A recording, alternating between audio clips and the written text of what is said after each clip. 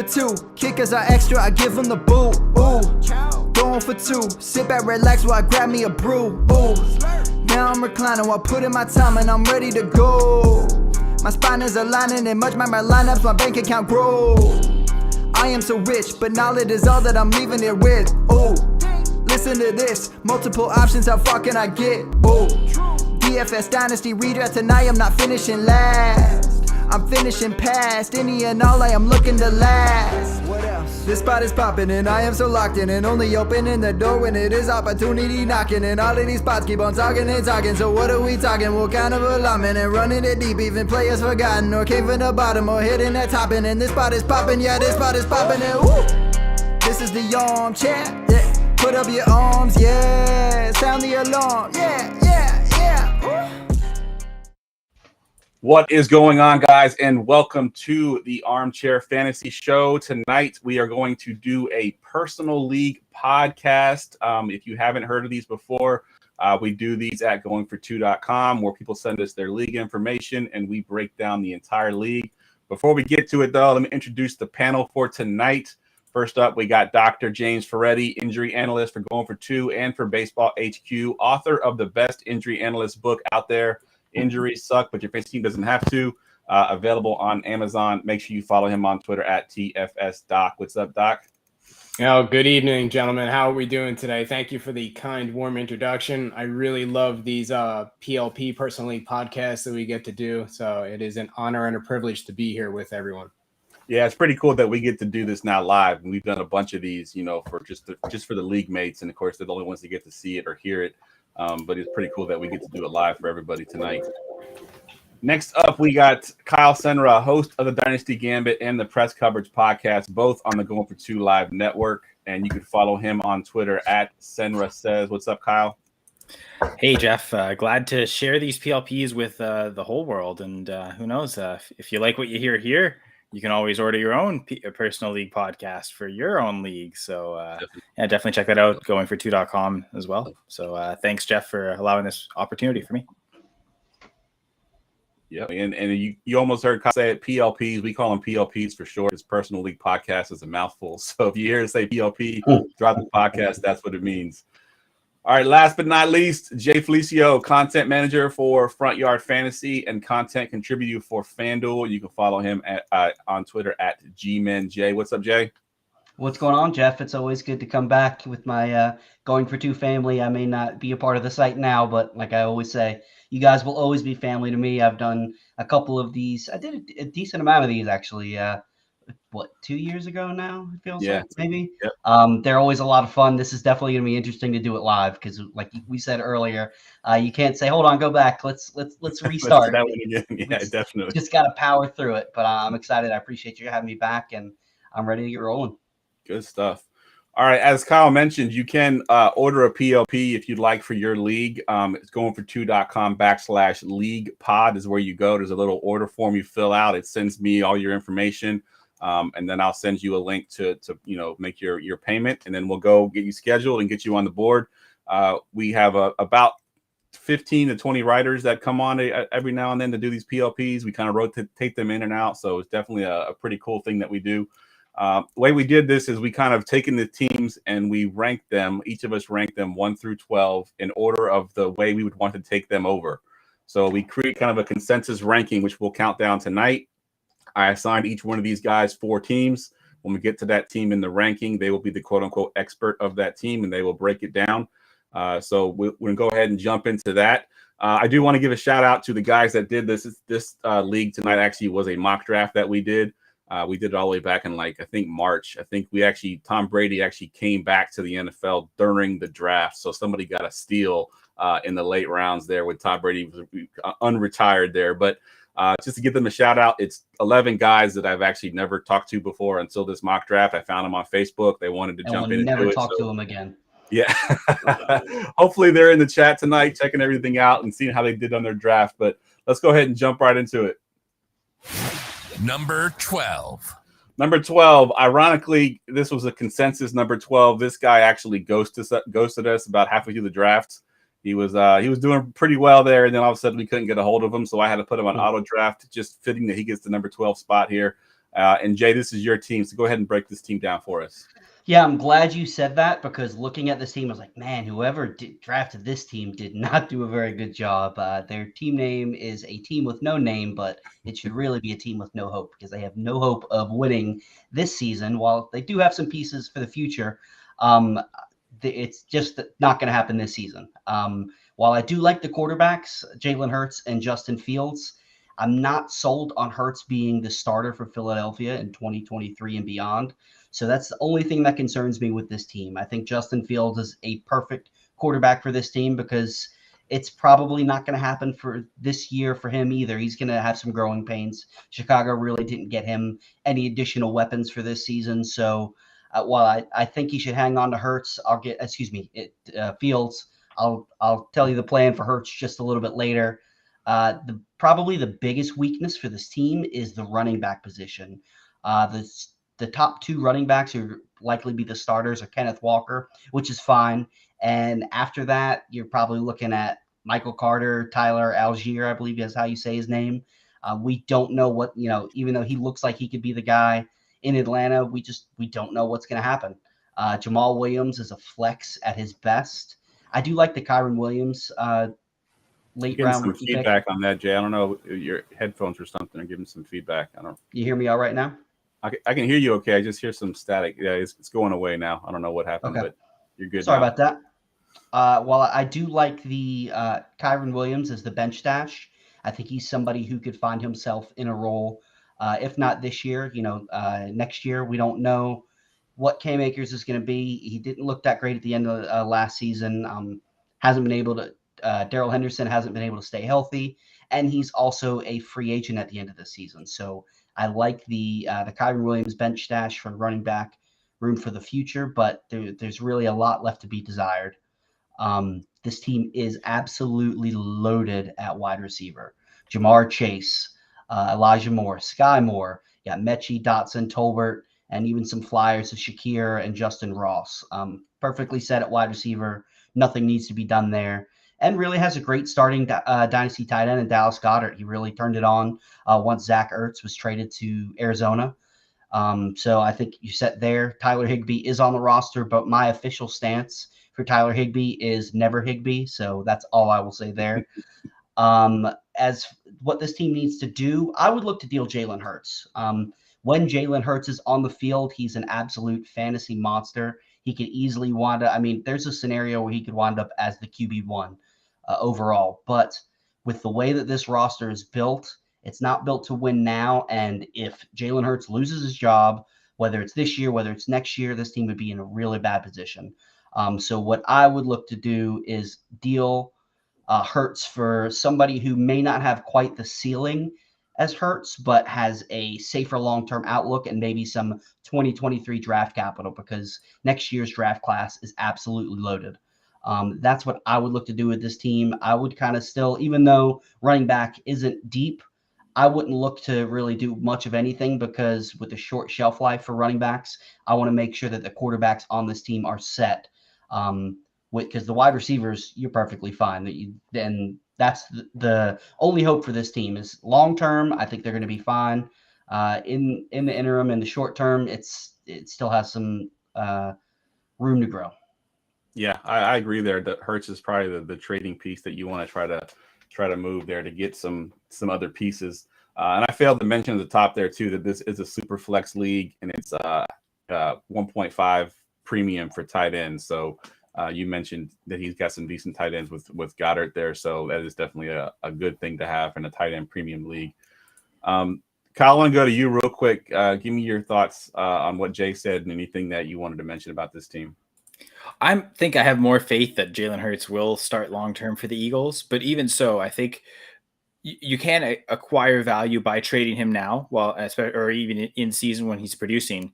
If you're looking for maybe a high floor sort of, or maybe like a low floor quarterback, but with high weekly ceiling to kind of make up for what you're missing out on with Hurts, but hoping Fields evolves to your QB1 is like Mack Jones.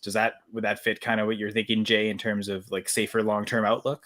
Yeah, Mack Jones and like a 2020, like something that looks to be a high 2023 second, or really it'd probably take a first with Mack Jones, to be honest. But yeah, that's the type of player, the Mack Jones is the Kirk Cousins, the guy who, you know what I mean? Something like that. Not Kirk Cousins at this point in his career, but yeah, well, I think maybe even push Kirk Cousins and say like, okay, then it's Kirk Cousins a first and then something else as well, right? Yeah. Like, so it's, Yep. Risk reward on who you're getting with that quarterback. The further down you go, the more you can ask for on top of that value. But yeah, there might be something there.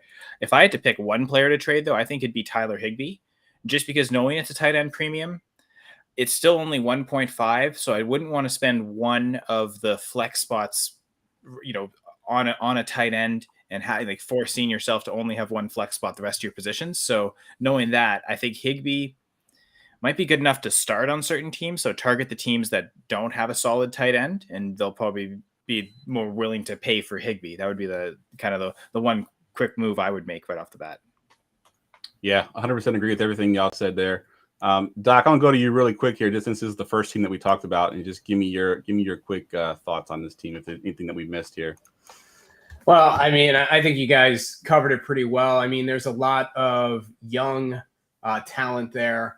There's a couple of pieces that you could move, considering kind of the way that things set up, where the guy kind of disappeared on you halfway through the draft. So, it may be something where you just kind of have to see how things start, and then maybe press the reset button on the whole thing if somebody, comes in, or, if this guy rematerializes, or if somebody else comes in and wants to take it over.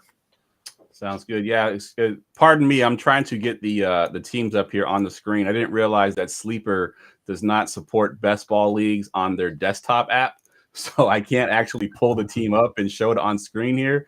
I'm working on an alternative as quickly as I can. But pulling up the Google Doc that we ranked them in. Yeah, that's a good idea. I'll try to get to that. Let's go ahead and jump into the next team, though. Number 11. Number 11 was ranked as high as number 10, as low as 11, and it is Zoom 33. And Kyle, this is your team. Go ahead and give your thoughts here on this team. Well, it's funny because I was really close to ranking at 12. I think even though 12 we were kind of unanimously saying it was number 12, I thought it was pretty close between the final two. I actually prefer the quarterback duo of Hurts and Fields to Lance and Lawrence, but that might also be me because I have Hurts and Fields ranked ahead of both of those guys. So that might not be how a lot of dynasty managers view it, but still fairly close. And the other team. The nameless team had Jamar Chase, right? When you have that type of piece, it's okay, maybe skews in that direction. But ultimately, I think this team definitely a better running back room, Zoom 33, that is. And it's still not a great running back room, but at least you got Breece Hall, you've got James Cook. James Cook isn't that good. I don't like him, but at least you have Breece Hall. Like that's opposed to Michael Carter on the other team. But looking at it's funny. It's funny how these two teams are linked, right? Those four quarterbacks. One team has Breece Hall, the other one is Michael Carter. This team is T. Higgins, the other one is Jamar Chase.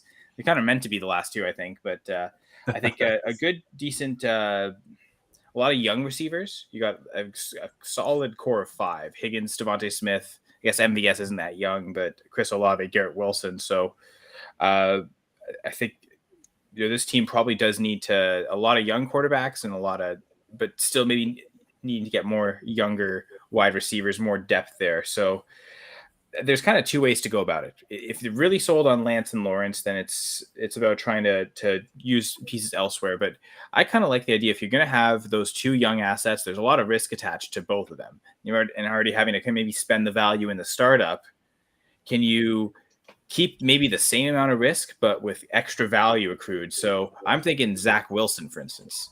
He might have probably even more risk than Lance and Lawrence, but not so much more to where, we know that in his draft price, right? Like if you pivot off Lance and Lawrence, even now with Wilson getting the weapons he did in the draft, maybe seeing a bump in startup value, he's still probably going to be likely 2 rounds later than Lance and Lawrence in startup. So maybe selling one of those guys, you don't get any older at quarterback, still have a quarterback in a second year, but then it's the value on top. And you don't necessarily need Zach Wilson to outscore Lance or Lawrence, but you need the combination of Wilson plus whatever you get in return to eventually make up that difference and outproduce. And it's doing those type of moves through and through that kind of help turn around a rebuild into a contender, is to pivot off a piece that may not help production wise, but holds more value, and where by pivoting down, you're accruing more value and your production is going to be relatively similar. So Lance or Lawrence down to Zach Wilson might offer that, and just trying to get for a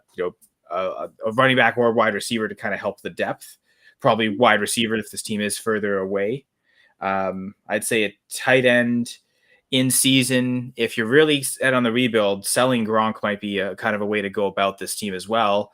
But then if suddenly you start competing, then you maybe trade for a tight end that is getting targets. So it's one of those where, you might not be able to get the tight end you want by selling Gronk, but sell Gronk for pieces and use other pieces to buy a different tight end as well. It would be kind of the two moves I would make: pivot off the quarterbacks and maybe pivot off sell Gronk entirely and either make do with Fant or buy a different tight end. I like it. I'm still trying to get this up here. I'm having to go through all kinds of channels here. I actually had to log in with my other computer so I can pull up the restream here. So we at least have the teams on the screen now. You can't really see them all just yet. I'm trying to figure out how I can shrink this down. But while I'm thinking about it, or while I'm trying to fix this, go ahead and Jay, if you can give me a couple thoughts on this team as well. Yeah, so I agree with most of what Kyle said. I think it just really comes down to difference in values of certain players. I personally like Lawrence and Lance more than I like Fields and Hurts. That just because, like I said, I'm one of those that doesn't necessarily believe that Hurts is going to be the starter after this year. We did these rankings how long ago did we do these, Jeff? Was it before the draft? It was before the draft. Yeah, I think it was like in March. It was before the draft. Because I did my rankings like 5 hours ago. Oh, that's true.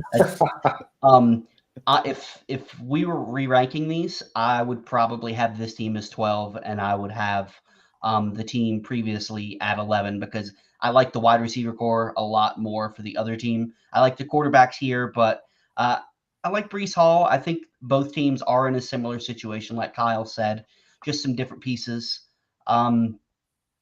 There's really, both of these teams are looking not at a rebuild, but they're not looking at winning year one. So I would look at, what's best for these teams year 2, year 3. I like it. All right, so we're out here on the screen here. Y'all can see the show sheet at home, but I apologize. I should have tested this before I went live. I just figured I could share the screen from Sleeper, but unfortunately I can't. So let's go ahead and get to team number 10. Number 10. Number 10 is C Money, and this was ranked as high as number 6, as low as number 10. And James, this is your team, so give us your thoughts here. Yeah, C Money. So let's start off at quarterback. You got Joe Burrow, who's a straight G, just dripping with swag on and off the field, leading the way. So you got to feel good about that. And I got to tell you, I'm kind of low-key intrigued about the Washington Commanders offense this year. When I think about all the good vibes that most of us had last year at this time before Ryan Fitzpatrick got hurt, I find myself thinking, are things really that different from last year? This year with Wentz at the helm, I'm getting excited all over again. In a super flex league, you want to have a third QB who can at least spot start for you. And at this point, Drew Lock has the job at Seattle, maybe. So that'll work for the time being, we hope. And Kenny Pickett could end up being something. I mean, no one saw Davis Mills coming, so stranger things have happened. At running back, at first glance, the running back squad might not look super sexy, but I'm actually feeling pretty good about the backfield. Some of the shine seems to have come off Dalvin Cook and Nick Chubb in the past year, but these guys are both top 25 picks this time last year. But we have to remember, when they are on the field, they are both still RB1s. The biggest worry with Dalvin Cook, of course, is his injury history. And as an injury analyst, he usually gives me a lot of pause, but a lot of that risk on this team is mitigated by the presence of both Alex Madison and Kenny Nwangwu on the bench. So for him on this team, I'm all in.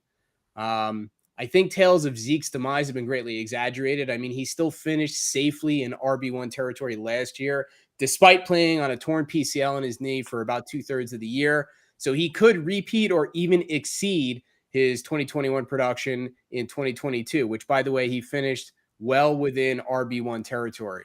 Rashad Penny should at least get the chance to lead any committee in Seattle, with room for a lot more if Chris Carson's neck doesn't cooperate and Kenneth Walker doesn't hit the ground running, so to speak.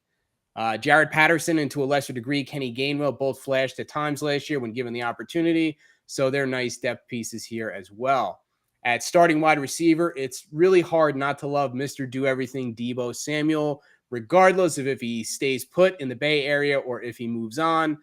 And Terry McLaurin definitely suffered from the loss of Fitzmagic last year. This year, you have the hookup on this squad with Wentz, whom we already discussed. And if it all clicks in DC, that could work out really nicely for all parties involved. I really like Michael Thomas to establish himself again as a force at wide receiver after losing almost 2 seasons to injury. And speaking of injury, very few wide receivers have tumbled down the rankings this year due to injury as much as Will Fuller has.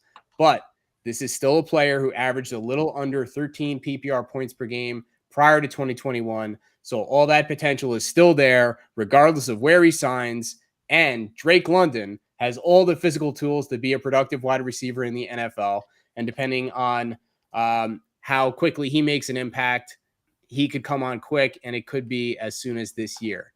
At tight end, you don't have proven producers on the roster, but you do have 3 interesting young players, including 2 guys who are going to appear on a lot of 2022 breakout lists in Cole Kmet and Albert O. All right, I'll give it a shot. Kyle, let me know how I do. Okwebanon. Both of them have a legit top 10 upside in 2022, and backing them up is Kylan Granson, who has a clear path to playing time currently after the retirement of Jack Doyle, not to mention the arrival of Matt Ryan in Indianapolis after he was recently traded out of purgatory in Atlanta, so that doesn't hurt either. Strengths for this squad, some really, really interesting pieces at quarterback, running back, wide receiver, and tight end, and a lot of upside if some or all of it breaks right in 2022. If it does, I could easily see this team making a leap and contending for a title. Weaknesses, sure, the obvious. The core of this team's a little bit older, and there are guys at every position who are either coming off of a 2021 that was either marred by injury or underperformance. My advice, I like this team. So for right now, I say carpe diem. There are no guarantees in life, so seize the day. Sure, the contending window for this team might be closing, but it isn't shut yet. And with a little luck and some shrewd in-season management, there's no reason this squad can't make a run at a title or 2 before Father Time shuts the contending window and possibly nails it shut for the near future. And on your pronunciation of Albert O, I have no idea. So we're going to assume you said it right. That's exactly what I was thinking. You got it. You nailed it perfectly, Doc. All right, I'll take it. Good stuff. Jay, let me go to you real quick. Anything that you want to mention here that Doc didn't talk about? He really did a beautiful job of breaking down the team. The only thing I will say is I have some more question marks about the wide receiver core. It could definitely go perfect for this team and be absolutely loaded. I love Deebo. I love Terry McLaurin. Michael Thomas, if he's able to come back to be half of what he was as your wide receiver 3, you're more than happy. But there are rumors that he still is dealing with some issues with his ankle.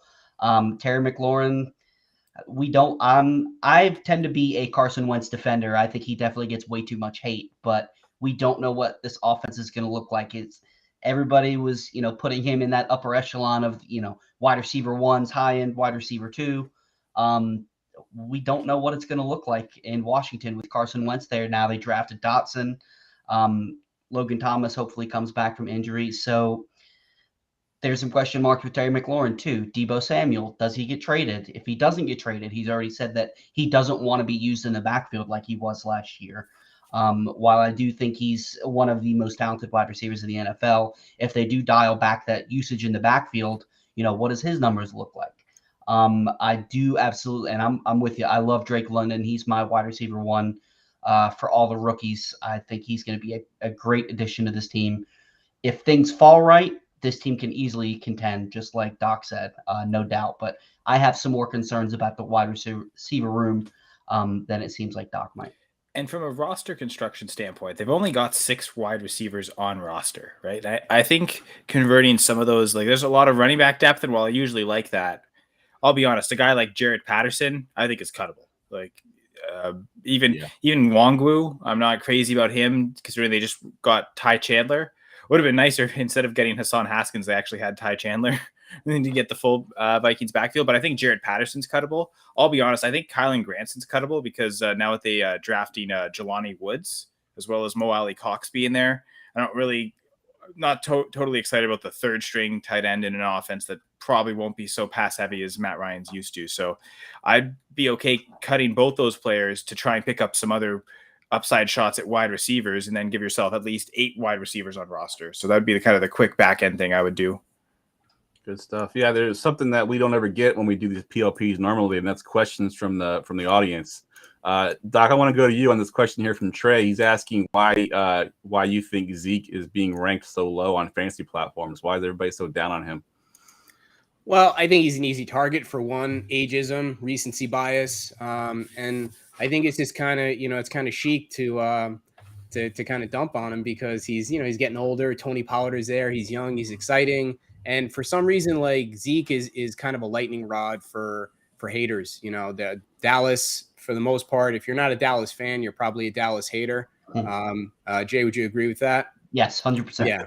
So G-Man Jay, big Giants fan, not so much a big Dallas fan. So really just Zeke he's a really good player. He's got an elite running back skill set. He plays on a really good team that a lot of people kind of like to not like. So for those reasons and the fact that, yeah, he is getting a little bit older. He's had a lot of touches over the course of his career. But for me, I think it really is something that you don't want to underscore, that he played with a serious injury in his knee for 2/3 of the year last year, and he still finished well within RB1 territory. And that to me is amazing. So he really is an elite player. And I, for one, do not give up on elite players very easily. I know there's this push to be a year early rather than a year late with guys that are getting older but are still elite talents like Zeke and Travis Kelce. We're going to talk about it a little bit later. I'll be a year late because there was another guy, Antonio Gates, who's going to be a Hall of Famer, who people basically tried to shovel dirt on him for about 5 years, and he just kept showing up and putting up top 5 season after top 5 season until he finally crashed and burned about 5 or 6 years after everybody predicted that he would. So for some of these guys, I'm okay with being a year or two late. And if he ends up dying on my roster, I'm okay with that, especially if it's in 4 or 5 years. And I just want to add to a comment that I see Breed Love Gaming saying. He's just talking about like the Zeke's yards per carry efficiency going down. Also the passing game usage, right? 17 game season. I mean, in spite of the injury, he played every game last year, and he failed to hit 50 catches or 70 targets. First time since his 2017, the year he was suspended for 6 games. And declining passing game usage of 2018, he had 95 targets. He's probably never seen that again. So as well as the efficiency going down, also not as involved in the passing game.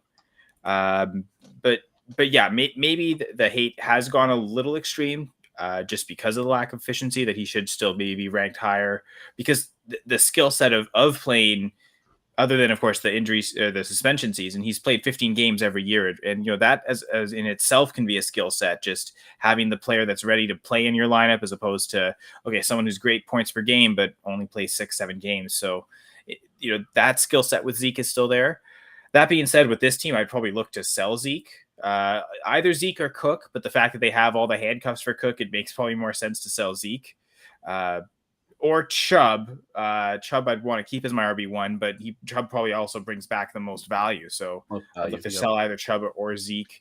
But I think Zeke, the timing to do it is in season, after he has a big game, get, 100-yard game or a 2-touchdown game, maybe sell off the hype there. Whereas I think Nick Chubb, someone you could probably sell for a good price in the offseason before the season starts. So depending on the timing of when this person would want to trade, if they think, okay, I'm going in trying to compete, hold on to Chubb. And then if it goes sour, sell Zeke in season, or kind of say, okay, I'm going to start the kind of slow rebuild, slowly kind of transitioning away, then sell Chubb now. And then again, maybe a sell opportunity to sell Zeke in season also presents itself. I did want to add something about Zeke too.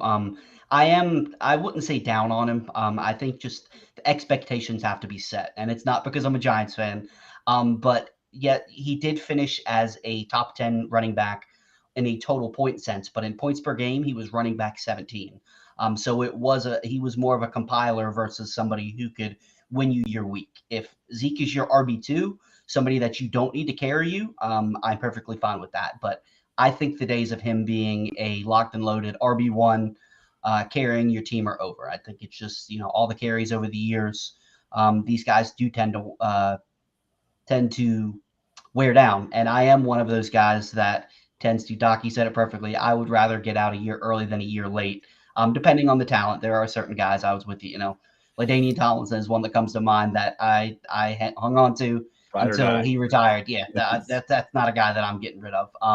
But I think for this team, Kyle, I think you're right. I think you push the narrative that, hey, he was RB1 last year. See what you can get for him to help out with some wide receiver depth on this team.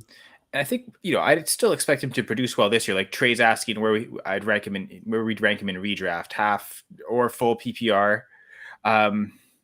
Like he gave a list. So James Conner, Saquon Barkley, Antonio Gibson, Cam Akers, David Montgomery. The only two I'm for sure saying, like, I'm clearly putting these guys ahead of Zeke are Montgomery, because I'm forever just been too high on Montgomery since he's come out, and I'm fine with that. But I'm just give me all the Montgomery I can handle, and especially in full PPR, Barkley. I think he'd be able to rebound with the coaching staff this year and bet on that talent. But yeah, from a redraft point, I'd definitely take Zeke over Gibson and Akers. Connor looked really good last year with Arizona, so that'd be kind of the pivot point there of you can kind of sell me on either. But I'd definitely go Montgomery and Barkley. Those be the only two for sure that he'd be clearly ranked behind. I don't know, Jay, if you agree there or different name.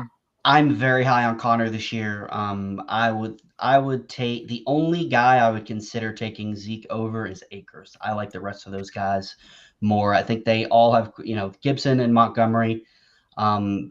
Gibson has some question marks, especially with the Commanders drafting Brian Robinson this year, but I like the upside more than Zeke this season. So Akers, it really hurts because I was big on him last year, but the production at the end of last year when he came back, granted he came back a little early, so the jury's still out. But frankly, I'm not that low on Akers for that. It's just they've never thrown him the football. Like, he's not involved in the passing game. That clearly is Darrell Henderson's role. So Akers isn't a workhorse in the sense that Zeke is, right? So he's always, it's like a lot of carries, a lot of touches overall, but still a committee, not a true workhorse with Akers. Yeah. For those of y'all tuning in, welcome to Elliott Podcast. Spent like a good 15, 20 minutes, Elliott. Whoops. All right, let's get to our next game here. Our next team. Number 9. All right, number 9 team is Mosh on Josh, ranked as high as 7, as low as 8. And Jay, this is your team, so give me your thoughts here. Yeah, so I absolutely love the quarterbacks on this team. Lamar Jackson seems to be another guy that people are just down on for some reason. He got injured, but it wasn't a rushing play last year. He was having a career year through the air last year. Lamar Jackson is still a top 3 quarterback for me. Would easily within the realm of possibility of him finishing as the QB1. I think Zach Wilson is a great QB2 in Superflex leagues. Yes, the jury's still out on him, but he's somebody who, especially with what the Jets did this offseason, still has a sky-high upside.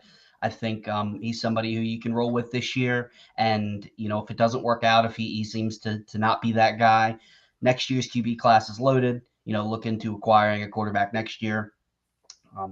The running back room is loaded as well. I got Javonte Williams, J.K. Dobbins, Travis Etienne, who I am extremely high on. I think he's going to finish as a RB1 this season. And, even got James Robinson. We don't know what he's going to be when he comes back. But you've got another backfield locked up. Chase Edmonds, I think, is a fine flex play, bye-week starter. Wide receivers, still have Devontae Adams. I'm expecting a bounce back for Allen Robinson this year with the Rams. I think he is right now. He's going. I was looking at it this week. He's like wide receiver 30-something off the board, which is just unbelievable. I will take that all day long. I think he's a perfect number 2. Amon-Ra St. Brown, while I don't necessarily think he's going to duplicate the finish that he had last year, I think as your wide receiver 3, perfect. He's going to have some big games. He's still going to play in the slot for Detroit. The only thing I will say, and I think this draft was done before Detroit, it does look like before the draft, does also have Jameson Williams. I don't necessarily like having both wide receivers in an offense like that. That isn't expected to be high flying. But draft, that's the dangers that you run into drafting before the NFL draft, something like Yep. that. So, although to that, I would almost double down and can you buy Goff on the cheap and just kind of try and double up this year with that stack? Because I'm sure whoever has Goff probably is, probably get him for a second, maybe even, give up a second and get Goff and something else thrown in late pick. That's the stack I want, though. I don't know. Yeah, I was gonna. Well, and not only that too, but I don't think I'd rather hang off to the second for next year, honestly, with the way that the class is looking. And when are you going to start Goff over Zach? You're not going to start off Lamar Jackson. Well, that's the beauty of it, right? I think the beauty of the stack is you're not really gaining much if you're stack like every week, right? If you're already stacking two players that you would start regardless anyway, you're not really enhancing it. But if it's a guy like Goff and say, okay, you're probably starting Amon-Ra every week, but the weeks where you think it'll be a bigger shootout, where they're going against a poor defense, or you can project the points, that those are the weeks you would kind of add in Goff and try and double up and try and capture that. And the weeks where you think, okay, they might be more run heavy here, this could be a big DeAndre Swift game against a poor run defense, then you definitely bench Goff, and that's when you play in favor of Zach Wilson. Just an idea. I gotcha. Yeah, I would just like Jeff was saying, I have a hard time with his offense wanting to stack them. it could work out, but it could easily, if it is a Swift game, it's not expected to be a high-flying offense. That's my main concern. The stack that this team has of Lamar Jackson, J.K. Dobbins, a better stack just in terms of monopolizing all the rush yards. Yeah, yep, exactly. Normally, I don't like that either, but the way that this team rushes the ball, that's a running back quarterback stack I am more than happy to have. They're trading away all their receivers. Who do you have left to stack Jackson with? Exactly. And this, you've got Robert Woods, who is coming back from injury, but with AJ Brown being traded, he's in line for a lot of work. Corey Davis, I know a lot. He didn't have necessarily that great of a season, but I think he's going to be a sneaky flex play. I think he's the way that the Jets have built this team. I think even though, they've got Breece Hall, I think they want to throw the ball, and I would not be surprised to see Corey Davis outperform his ADP. It's not somebody that I'm actively trying to get, but I think he's somebody who can put up some points. George Pickens, built for the future as well. Jameson Williams, George Pickens, got some young running backs. I think this team can easily it falls on Zach Wilson. I think it really depends on if he falls flat on his face, this team is going to struggle. And then that's where I would be interested in going to trading for a guy like Goff. If Zach Wilson comes out and is just awful, potentially gets benched for what was the guy that came in a couple games when he got Mike hurt? White? Mike White, yeah. If Mike White gets some starts, then Goff is a guy that I would like to trade for on the cheap. Something along those lines. And, if you can get him for cheap, this team doesn't have a QB3. I would not be opposed to trading for a guy like Goff as a backup. But he's not something that I would be actively looking to get in my lineup. And maybe, Jay, to your credit, maybe you don't want to spend the pick now. You wait to see, is this team competitive? And right. If this team isn't competitive, there's no point trading for Goff, to your credit. Right. But yeah, if this team's right in the thick of things, but Zach Wilson just isn't the guy, then you go for it. Like Doc said, flags fly forever. If you're going to go for it, you got to go for it this season. Excellent breakdown here. One thing I wanted to say, and it's not fantasy relevant at all, but I'm rooting for Tariq Cohen. I don't know if any of y'all saw the letter that he wrote to his 18-year-old self. If you haven't seen it, go check it out. I mean, what this guy's gone through is unbelievable. Yeah. So I hope he can come back and play football just because of that article. But yeah, so that's really all I gotta say about that. We're running a little long here, so we're gonna skip some of the crosstalk. Let's go ahead and get to team 8. Number 8. The number 8 team is Feeling Dangerous, ranked as high as 6, as low as number 9. And Jay, this is also your team here, so give me your thoughts here on Feeling Dangerous. Obviously, a Browns fan. Yeah, I was. Kyle and I were both two of the highest ones on this team. I think it might have the best quarterback combination in this entire league with Kyler Murray and Russell Wilson. I know people are down on Murray. I'm not. It takes quarterbacks a couple of years sometimes, and he's dealt with injury. They added his college teammate Marquise Brown. I am all in on Kyler Murray this year. I think he's going to have a big year. James Conner, like I said earlier, I am another guy who I'm very high on. Chase Edmonds is out of town. He's got this backfield all to himself. While I don't like it as much as the J.K. Dobbins, Lamar Jackson stack, I think with this high-flying offense expected to put up a lot of points, I think you'll be just fine with Connor and Murray on the same team. The wide receivers are great. Deontay Johnson, Michael Pittman, Godwin.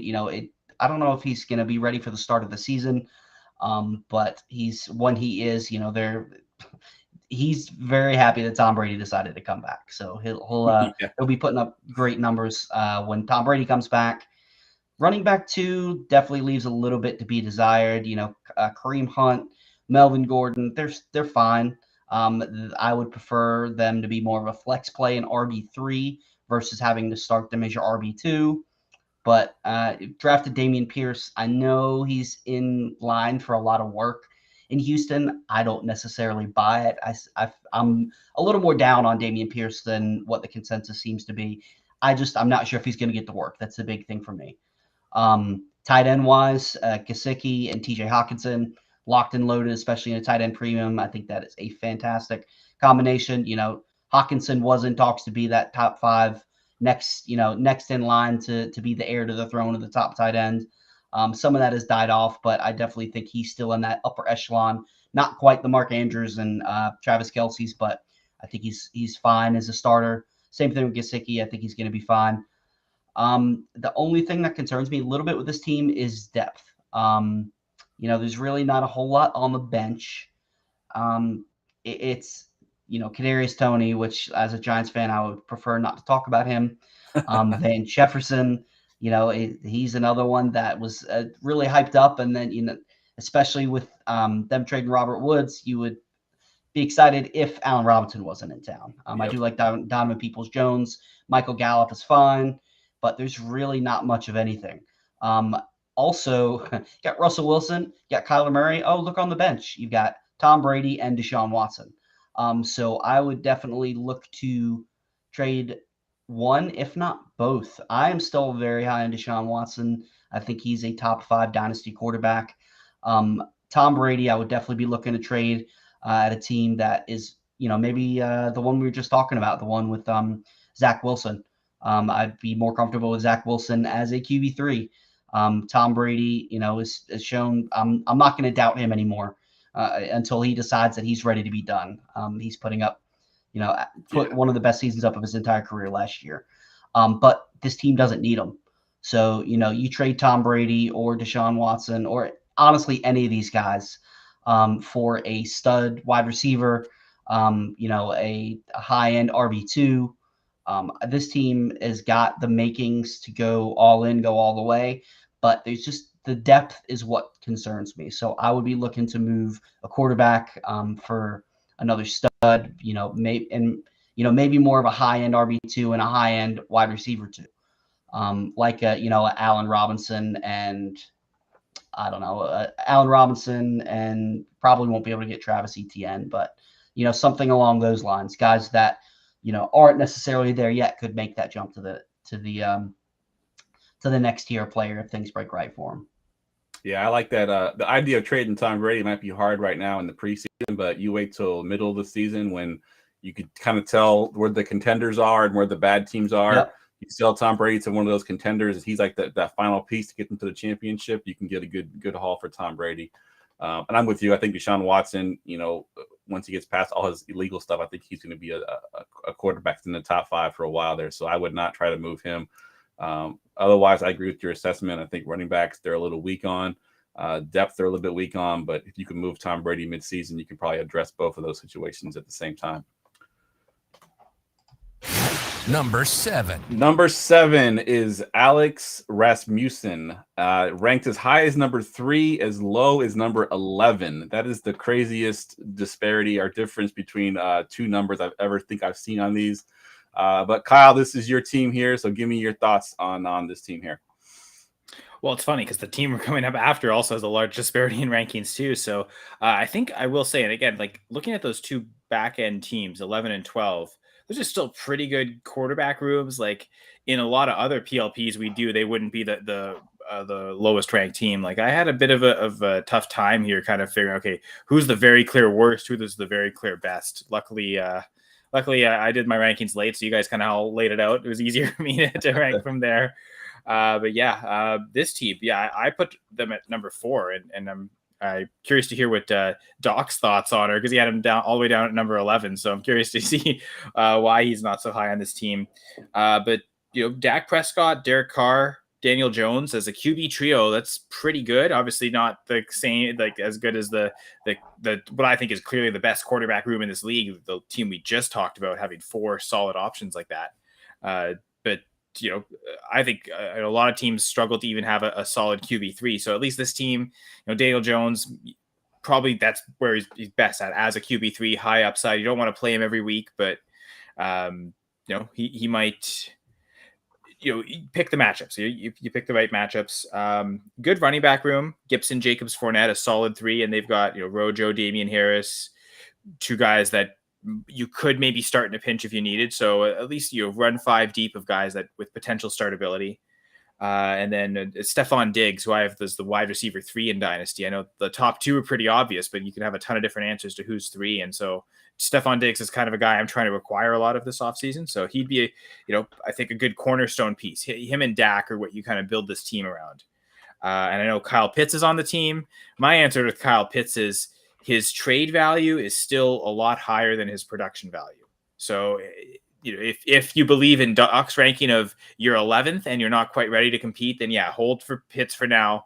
If you're not necessarily looking for the production, but if you're, believe closer to the number 4 ranking where I have it, I think you can sell Pitts to acquire a lot better assets that will produce now. And, if you're selling Pitts, and again, tight end premium, but only 1.5. So not crazy. This isn't like doubling up or you start 2 tight ends. But I still think, if you're selling Pitts, you want to stay within that elite tier of tight ends. So you want to target a Kelsey, George Kittle, Mark Andrews. Depends what you think of Waller and Hawkinson, but you really want to kind of stick to the, like, who scored as the top tight ends last year. Because I believe, Jay, you can correct me if I'm wrong, but points per game, like Pitts was tight end 11, even though you look overall points, he was in I think 5 or 6. But regardless of how you looked at it, Dalton Schultz outscored Kyle Pitts last year. And with a team that already has Dak Prescott, kind of mighty tempting to try and go down from Pitts to Schultz. You might actually improve your production slightly. But what you're doing is by going down from Pitts to Schultz, you're getting another piece added to Schultz. And I was thinking I looked at, which team had Schultz? And I noticed that team has Marcus Mariota and Desmond Ridder. Can you, as Alex Rasmussen, can you package Kyle Pitts and Calvin Ridley, get Dalton Schultz and another legit wide receiver, preferably even a wide receiver 1, but certainly a top 15 wide receiver that you can pair with Diggs, DJ Moore, and have a really solid trio? And you get Dalton Schultz, which again, you might have just as much production with Pitts. You get the inherent added value of the stack with Prescott. And then, maybe you increase your wide receiver room that way. That's kind of the one trade I kind of envisioned with this team that could really put them over the top. Because I was tempted to even put them at 3, but I think something like that, where you really add to this wide receiver room, you really get a third legit threat in there. And I think could, be a top 3 team, contend for a first round bye. Yeah, that's a great breakdown there. And Pitts is a guy, even last year when we did these PLPs, we kept talking about how his trade value was astronomical and what you can get for Kyle Pitts. And I kind of like what you said there too, moving him, getting a tight end. I mean, it is tight end premium, but I think it's 1.5. It was 2 points. That's different. 1.5 is not that premium. I think Kyle Pitts just has to catch some touchdowns this year, and he does that. I think he'll be fine. But like you mentioned, you can go down, get an extra piece, and get a productive tight end as well. So I like it. Let's go ahead and move to the next team here. Number 6. Number 6 team is Colby Dawson. High is number 2, as low is number 10. And Doc, this is your team. But before we get to that, I just need to know what you hate so much about that last team, because you had them ranked number 11 there. Yeah, it's. I just want to be clear. It's not that I hated the team. We talk about how do we rank the teams in the order that we would want to take them over. And what I saw with that team is, especially as an injury analyst, they had a lot of good pieces in there. But with Calvin Ridley being suspended and the depth that they had or lack thereof, I just kind of saw like, okay, this team looks good now, but I feel like if I was running that team when injuries start to hit, when, other things happen, like I could just see myself kind of chasing my tail all year, kind of trying to fill holes and, like plugging holes in a dam and trying to keep the whole thing from collapsing on top of me. So, I definitely saw the potential there. But it was just like, do I really want to put myself in a position where it's like this house of cards is so precarious? If I get 2 or 3 injuries in the preseason, I may already be out of it. And now I'm really kind of stuck as to what do I do, and that it was just hard for me to stomach. And I also want to add really briefly, some of these things are very personal dependent. Like myself compared to other people, I'm not really somebody that likes to do a lot of trades. That doesn't excite me. I know that's exciting for a lot of other people. So a lot of times when I hear people say, oh, this is a trade that you should make, it's kind of like that teacher from Charlie Brown where all I hear is like, wah, wah, wah, wah, wah, wah, wah, wah, wah, wah, wah. And I have to say, the trade that Kyle was talking about right there, I really like that idea of finding the team that has Marcus Mariota and Desmond Ridder, also has Schultz. You can add depth to this squad in addition to bringing in a tight end that might actually outproduce Kyle Pitts in the short term, and then add some much needed depth to the squad. That would be something I would be very interested in. And I think it's kind of one of those trades that's a win-win for both squads. I really like doing those type of trades as opposed to like the rip-off screw job trades that people like try to use market inefficiencies. And I know this and this other person doesn't know that, so let me take advantage of it before they find out this guy got suspended or blah, blah, blah. Not really something I'm super excited about, but I was very excited about that. So I think that definitely has some legs. But anyway, hopefully that answers your question. And for the owner of that team or the manager of the previous team, I do not hate your team. I actually like it a lot. It's just my own personal preference is I don't want that precarious house of cards as the team that I'm running. I want to have more stability because I know injuries happen in the NFL and I want to be able to weather that storm and not keep my fingers crossed for the whole year and say, I hope injuries don't happen. Otherwise I'm kind of screwed and put myself in that position. So that's why I ranked it so low. Good point. Yeah, good point. You mentioned about it's in the order we want to take them over. And then there was a one that we did where the guy literally owned the entire first round of the draft, and fun to me to own literally all 12 picks of the first round. His team was terrible, but it'll be just fun just to draft that many picks. So I agree. That's a good point there. All right, let's talk about Colby Dawson now. Yeah, so dovetailing off of that, this team also had one of the biggest ranges out of any team that I've seen in my short history of doing PLPs. And I don't know about you guys, but I think it's fun when we disagree. So now, as you mentioned, I was one of the people who ranked this team the highest. So let me dive in and explain why I thought so highly of this team. So at quarterback, Josh Allen was an absolute demigod in the playoffs last year. And it's kind of scary to think that he could actually improve on his MVP caliber 2021 season in 2022. And I think the dual threat upside of Marcus Mariota could lead to some really nice spike weeks as he gets another chance to start potentially after Matt Ryan's departure in Atlanta. Now, the Texans might not be very good in 2022 or 2023 or 2024 or maybe ever, but Davis Mills seems to have a decent floor, which would balance out some of Mariota's potential weekly upside really nicely. Gardner Minshew and Desmond Ridder are fine backup QB dart throws at the end of the depth chart and could see a big spike in value if injuries strike, which in the NFL, occasionally people get hurt. Every now and then. Every now and then. It's rare, but it does happen. At running back, I have to say, I think the Dynasty League disrespect for the King Henry has gone too far. I know he's 28 now, but how can we reasonably ignore that after averaging 20 PPR points per game for 2 years, he actually improved on that in the 8 games he played in 2021 before he broke his foot, which, by the way, he came back from and played again in the playoffs that very same year. I mean, the man is a physical freak, and who cares if the trade value for him isn't there anymore? This is a workhorse that you want to deploy in your lineup when he's available to you, not trade away. And I know he remains a polarizing player, but Joe Mixon finally put it together last year after teasing us for the past several years with underperformance and/or injury. He's only 25 and certainly has the potential to repeat or exceed what he did in 2021 this year. The only question you need to ask yourself is, are you a believer? If so, there's a lot to be excited about with him going forward. If not, there's no shame in cashing in your chips now via trade and making improvements elsewhere. Ramondre Stevenson carved himself out a nice role in New England last year and has some weekly flex appeal, even though there's a crowded running back room in New England. And he has some really nice upside on weeks where Damian Harris and or everybody else doesn't show up. Chris Evans is some decent mix-in insurance. Incoming rookie Rashad White can run and catch and has multiple pathways to potential value and production in 2022, especially if he can consistently find his way onto the field alongside TB12 in Tampa Bay. At wide receiver, this is like the all-unloved squad. Well, have no fear, fellas. While the rest of Twitter has been lining up to collectively crap all over you this offseason, the doc is here and has your back. Let's start with Jalen Waddle. You know, the guy who just set the NFL rookie record for receptions last year with 104. That certainly speaks to what this guy's capable of. Now, is he going to catch 100-plus balls again with Tyreek Hill in town now? Probably not. But he almost finished as a PPR wide receiver 1 last year, despite just barely cracking 1,000 yards and only scoring 6 TDs. And you have to believe that with an offense adding the cheetah, as well as Mike McDaniel's new scheme, that's going to lead to more efficiency and point-scoring opportunities all around. And if Waddle gets his fair share of the yardage and TD upside that comes along with that, he could easily take another step up, even with a decrease in usage. Tyler Lockett might be the wide receiver poster boy for unloved veteran at this point.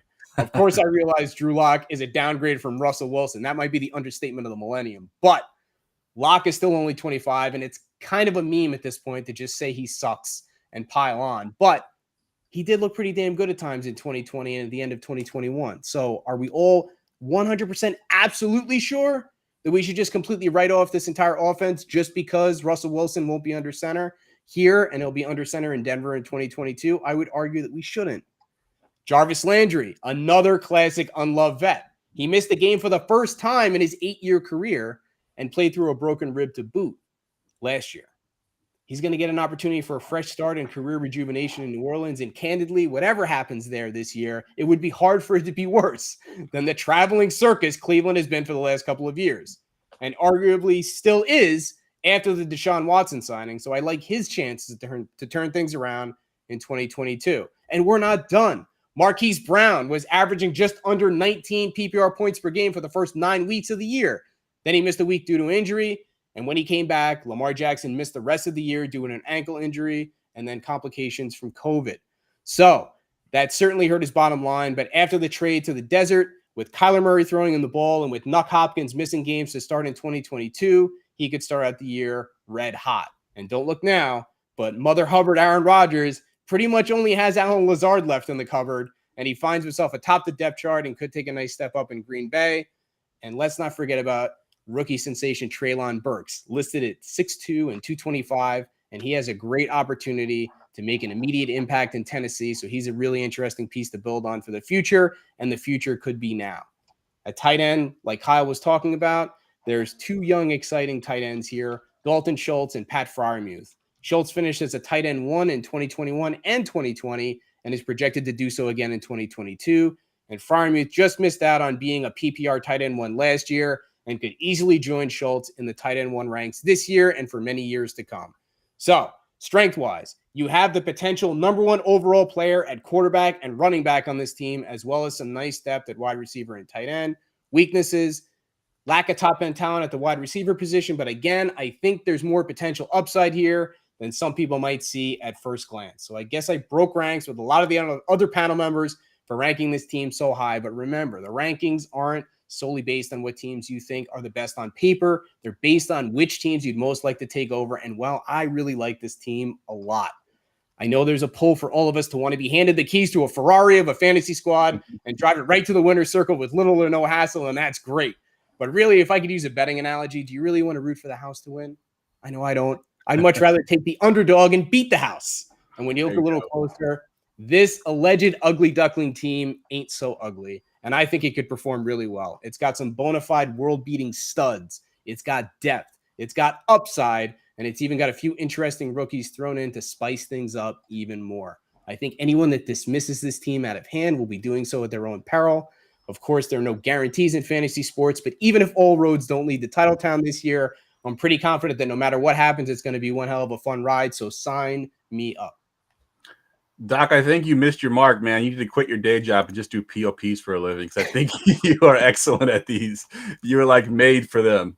It's not you making any money as a doctor anyway, right? Thank you. Well, thank you kindly. I appreciate it. But it just goes to show how much I really do enjoy these things, how much fun I have with them, and how much fun they're to do. And for the audience out there, I just want you to imagine how much fun this would be if we were talking about your team and for the teams in your league, talking about your actual league. I mean, it's really kind of something that's unique and unprecedented, and we've gotten nothing but positive reviews from all the ones we did. If you're contemplating it, take the plunge, give it a shot. We love doing them, and everybody that we do them for, they love getting them. So it's really something I can't, recommend enough.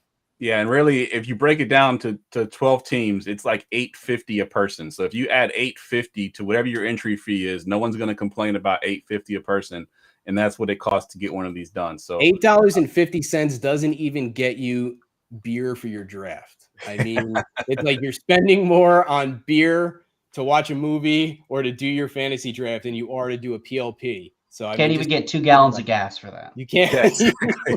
Exactly. All right, we're entering the top 5. Number 5. All right, number 5 team is Captain Snowflake, ranked as high as 3, as low as 9. And Kyle, this is your team. Give me your breakdown here. Well, I hope Captain Snowflake isn't overly sensitive, but the QB room sucks. And I mean, Kirk Cousins is fine. I don't really want Kirk Cousins as my QB1, but he can pass as that. But Sam Darnold as a QB2, I'm much more concerned with. Jimmy Garoppolo, Carson Strong. That's it. There's only 4 on roster. But this team might also have the best RB room of the entire league. Najee Harris, CMC, Alvin Kamara, Aaron Jones. That 4 alone, what a great quad of running backs. So to me, the obvious thing to do with this team is move one of those running backs to get a quarterback. I think we've already talked about a few teams that should be looking to sell quarterbacks. I'm especially looking at that team with 4 guys, and I'm going right at the top and seeing Kyler Murray. Is there a Kyler Murray manager that's panicked by everything that's happening this offseason? So I'd probably try and look to offload either Najee Harris or CMC.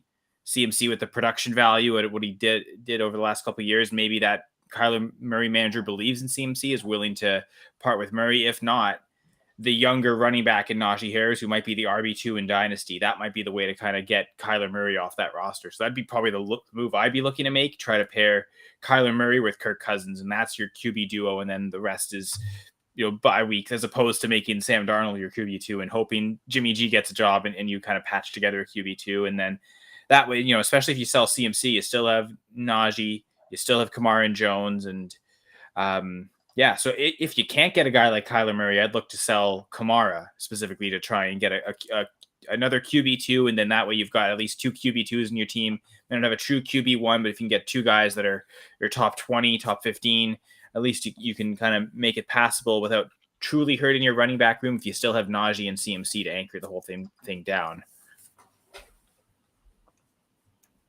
Yeah, that's a good call. Now you didn't get to the tight ends that much, did you? Oh, right, yeah. Darren Waller, Zach Ertz. I'm fine. Like, I don't think tight end rooms to me aren't something that needs to be balanced age wise.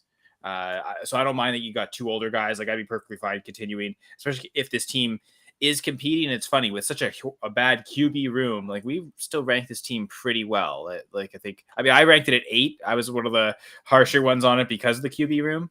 But if this team is competing, then yeah, Darren Waller is fine as your tight end, and worry about the future of the tight end when the future comes. That's a problem for a couple of years from now. Waller and Ertz, even if they're both older, close to 30 or over 30, you could still use that as your 2 tight ends going into a season and be fine with that. Because like the wide receiver, I think is honestly, it's mostly young, right? That's not much balance either, but you'd rather be entirely young than entirely old. But like guys like Metcalf, Mooney, Bateman, that's a solid trio that should produce. And I'm a lot higher on Gabe Davis than anyone else. So solid rooms everywhere except a quarterback. And that's the most important position though. Fair enough. All right, let's move on to team number 4. Number 4. All right, the number 4 team is J Mocktown, and it is ranked as high as 4, low as 6. And Jay, this is your team. Give me your thoughts here. Yeah, the starting lineup for this team, could potentially be in argument for the best in the entire league, but this team does lack depth. Matthew Stafford, I expect to have another fantastic year. Ryan Tannehill, I'm in the boat that believes that he is going to bounce back even without AJ Brown. I think he's a fine QB2. I don't think he's anything to get excited about, but I think he's serviceable. What really gets me excited is the running back and the wide receivers. Austin Eckler and David Montgomery, two guys who I consider Austin Eckler obviously is RB1. I think David Montgomery could easily finish as that as a high-end RB2. Could finish as in the top 12. The wide receivers, Justin Jefferson, CeeDee Lamb, two guys who I have as top 5 dynasty wide receivers.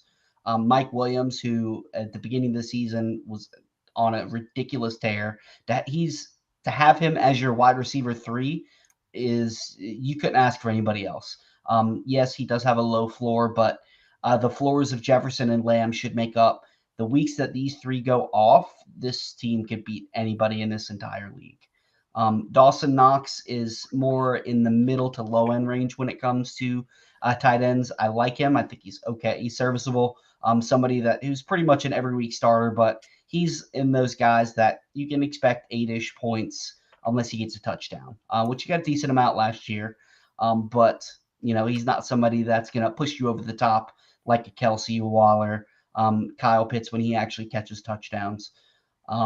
Robbie Anderson, DJ Chark, that's the starting flexes, but did draft Christian Watson, who I'm very high on. This team lucked out, even though it was they weren't expecting Isaiah Spiller to be the handcuff for Austin Eckler. I think that it was a perfect scenario. I think he can still have some value. And you've got this Los Angeles Chargers backfield locked up for the next few years as they phase out Austin Eckler and eventually go to Isaiah Spiller. Brian Robinson, I think he's going to get some decent run. Not anybody you're looking to start, but could potentially have some flex value by the end of the year. Russell Gage, Jacoby Myers, I think both of those two guys, perfectly solid flex plays. Jacoby Myers is getting a little bit of hate with Devontae Parker being traded to New England, but I think he'll do just fine. KJ Hamler in Denver, I think he's a sneaky play. Everybody's talking about Cortland Sutton, Jerry Jeudy. I think Hamler could do make some noise as well. Diami Brown is honestly at this point you can probably cut, unfortunately. Yeah. And Trey McBride is somebody who I like long term at the tight end position. Probably not going to produce this year unless Zach Ertz gets hurt. But I think he's somebody who is a perfect, especially even though it is only 1.5, it is a tight end premium. So McBride could be a starter with as early as next season. And just your quick, sorry, Jay, I just wanted to add to cut Diami Brown, cut Marquez Callaway, and I think replace both with running backs, right? Only 4 running backs on roster. You probably want to at least get it up to 6, especially if one is a handcuff. That really, you've only got like 3 different situations to kind of invest running back in wise, because you're not really playing Spiller unless Eckler's hurt. So you never really have the chance at that 4th. So cut Callaway, cut Diami Brown, and add 2 running backs. And this team, I don't often say like to start off the season, go ahead looking to trade draft picks, but with the lack of depth and especially like you said at the running back position, this is the team I would be considering going ahead and looking to deal those 2023 picks, because I expect this team to contend for a title right away, but that depth could easily become a concern, and you might have to overpay for somebody who's not that great, especially, everybody's still buzzing off of the rookie draft hype. I think, you go to somebody who isn't expected to contend, one of those teams at the end, the 10, 11, 12s, like, hey, I'll give you a first or second for, somebody like, let me look at their running backs. Maybe they're willing to deal Kenneth Walker because, by the time that team's ready to compete, he might have too many, the tread might be wore off his tires. So something along those lines. Yeah, that's a good call. And you're right, Kyle. I was kind of looking at some of the rosters here. Obviously this is done before the draft. So some guys that got drafted have gained some value that we could go get, like your boy, what's his name? Keontae Ingram from Arizona. Obviously he could be the RB2 basically behind James Conner in that offense. He'd be somebody I'd be looking to add over Callaway or Diami Brown. But guys like that you would want to spend, even going as far as going like Snoop Connor, who probably went undrafted in most rookie drafts. He has a potential to be something if James Robinson doesn't come back healthy. he could be the RB2 there in Jacksonville. So those are a couple options there, I think, at the positions you can probably add to. All right, let's jump into number 3. Number 3. Number 3 team is me. GoingFor2.com. Ranked as high as number 1, as low as number 5. And Kyle, you get to break down my team. Well, first off, I was gonna say, who named this team? Like .com in a name for something? What are you, at a hockey arena? Like, I guess, by the way, for hockey, Jay, congrats on the Hurricanes winning Game 7, getting out of the first round. Yeah, repping out here. I like the first part of the name, Going for 2, right? We're always here at Going for 2. If you want to support Going for 2, check out the GoingFor2.com store at Everything Global. I know I'm wearing a Scott Fishbowl shirt right now. I know, Jeff, you've got Scott Fishbowl coming up at the end of the month, I believe, if I'm not mistaken. I do. Yep, we have Scott, and we're giving away a spot in the Scott Fishbowl. If you want to check out my Twitter, it's pinned to the top right now. All you got to do is go there, follow the channel you're watching right now, and retweet that. That's all you got to do, and then you can be in the winning for that. Awesome. Yes, great. So good luck to everyone. Hopefully you can get in. I ranked this team at number 1, and it's not just to suck up to the boss. Like I legit, I thought it was a tough decision between 1 and what I ranked as 2, which we'll get to soon. But really good quarterback room.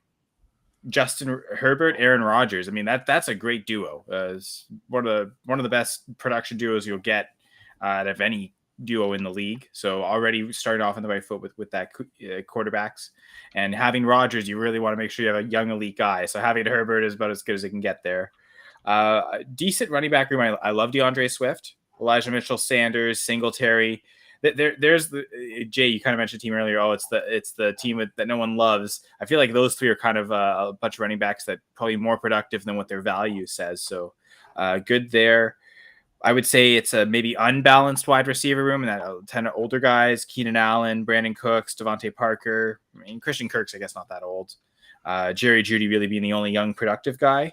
George Kittle. I mean, of course, 49ers fan Jeff, but I have George Kittle as my number 1 dynasty tight end. I know most everyone has Kyle Pitts, but that's another story. But I will say, and I guess, Jeff, the context here is you guys didn't do a rookie draft, right? So you having Jeremy Ruckert on the team, you didn't select him in a rookie draft. Right, exactly. We drafted him in the startup as part of the regular draft. I still don't love it. I think, Kittle, Njoku, and Bryant, I feel like you've got your present now with Kittle, and then you've got a couple guys for the future. I think adding a 4th rookie tight end to here is probably unnecessary. I think if you had 0 tight end and had Njoku as your starter, then I would have maybe been okay. Add the rookies at the back end, and hopefully if Njoku ever moves on or isn't productive anymore, those younger guys can perform. So if there was any move to make right now, I'd look to see just sell Jeremy Ruckert for whatever you can get. I mean, I think it's an awful landing spot with the Jets. They never seem to get it ever right with tight ends, and with so many mouths to feed, he's already the 3rd tight end there probably. And I mean, by the time he develops, these benches aren't super deep. So I'd look to just trade Ruckert as soon as possible. Even if it's just a future 3rd, future 4th, I'm fine with that. Just because that's basically what he costs now. Even in a 1.5 premium in a rookie draft, he probably would have been a back end of the 3rd round. So if you can convert that even into a 23 4th, I'm fine with that. So that'd be my advice. I think just real quick on the tight ends, I drafted Njoku and Harrison Brighton with the thought that Njoku would no longer be there because this was still in flux at the time we did this draft.